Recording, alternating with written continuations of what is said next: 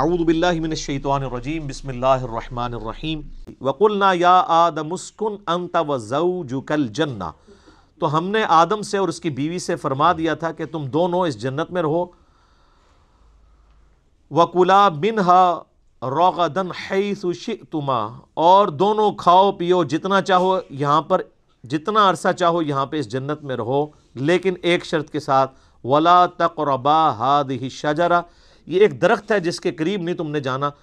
فَتَكُونَ مِنَ الظَّالِمِينَ، اگر ایسا ہوا تو تم پھر حق تلفی کرنے والوں میں، ظالموں میں، اللہ تعالیٰ کے نافرمانوں میں شمار ہو جاؤ گے۔ اب بعض لوگ کہتے ہیں درخت کون سا تھا، وہ جڑا بھی ہوئے درخت تل کے فرق پہنتا ہے۔ اللہ تعالیٰ وہ درخت کی کوئی خوبی نہیں بتانا چاہ رہا کہ وہ درخت نے اینج کر کے کھینچ لیا سی، یہ بتانا چاہ رہا ہے کہ اللہ نے ایک سیمپل کے طور پہ ایک چھوٹا ٹیسٹ انسان کو گزارا کہ forbidden fruits are always sweet, منع کیے گئے پھل ہمیشہ میٹھے ہوتے ہیں، یعنی وہ انسان اس کی طرف مائل ہوتا ہے نا۔ تو یہ انسانیت کا ایک ٹیسٹ تھا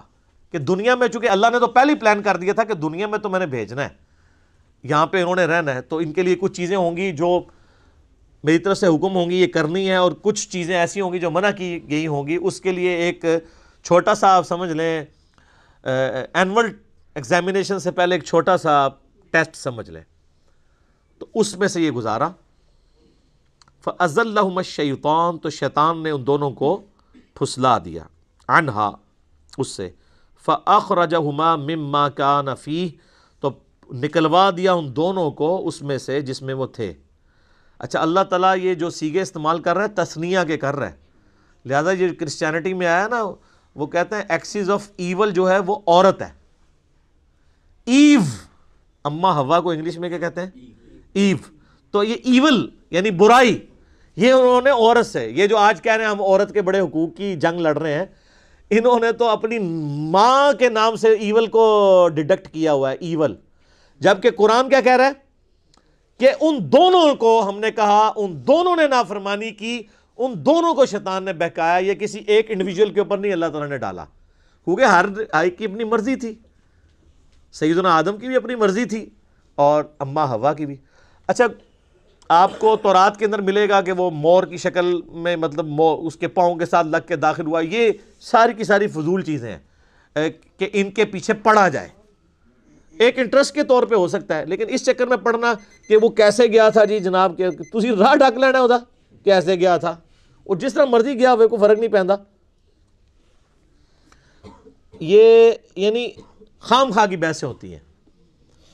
مسلم شریف میں حدیث ہے نا کہ نبی علیہ السلام نے فرمایا میں اور قیامت اس طرح ساتھ بھیجے گئے ہیں جیسے یہ دو انگلیاں۔ ہمیں ایک بندے نے جناب یہاں پہ اکیڈمی میں رابطہ کر کے کہہ رہا ہے جی کیڑیاں دو انگلیاں جوڑیاں سن حضور نے، وہ پائی جیڑیاں بھی دو جوڑیاں نے،